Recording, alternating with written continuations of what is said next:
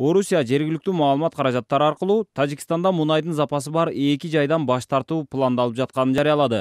Анын бири болгон Шахонбар кенинде эле 18 миллиард куб метр жана 17 миллион тонна нефти запасы бар деп болжолдонгон. Азырынча Газпром тажик нефтисин иштетүүдөн баш тартууга эмнелер себеп болуп жатканы тууралуу толугураак маалыматты чыгара элек. Тажик бийликтери да бул боюнча кандайдыр бир билдирүү жасоодон карманып турушат. Адистердин айтымында Газпром тажик нефтисин издеп, Сарыкамыш участкасында 7 чакырым тереңдикке чейин бургулашкан. 7 чакырым тереңдик Борбор Азиядагы рекорд болуп саналат. Ошондой болсо дагы Сарыкамыш нефтиси Газпром казган жайдан табылбай койгон.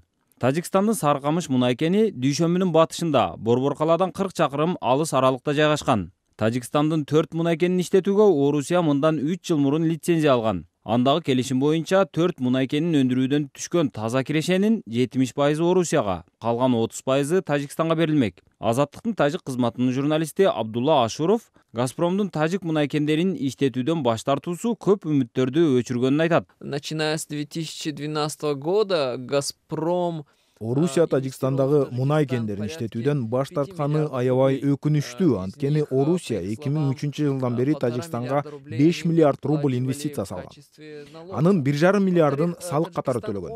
Өзбекстан Тажикстанга жаратылыш газын 2012 жылдан бери сатпай койгон. Эл жана өндүрүш мекемелери газга муктаж.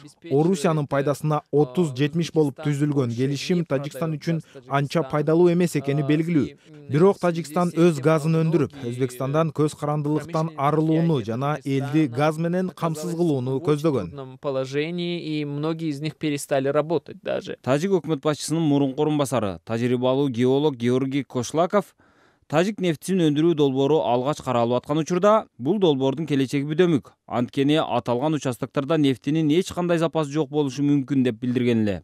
Орусиянын Газпром компаниясы Тажикстандагы мунай кендерин иштетүү тууралуу 25 жылдык келишимге 2003 жылы кол коюшкан.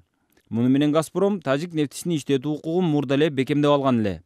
Кийинчерээк Тажикстан Газпромго Сарыкамыш, Саргазон, Шахонбар жана Рангон аттуу мунай кендерин изилдөөгө жана иштетүүгө лицензия берген. Газпром Рангон жана Саргазон мунай кендерин иштетүүдөн расмий баш тартып, лицензияны кайтарып берген. Эми калган Сарыкамыш жана Шохонбар мунай кендеринин лицензиясында Тажикстанга кайтарарын алдын ала жарыялашты.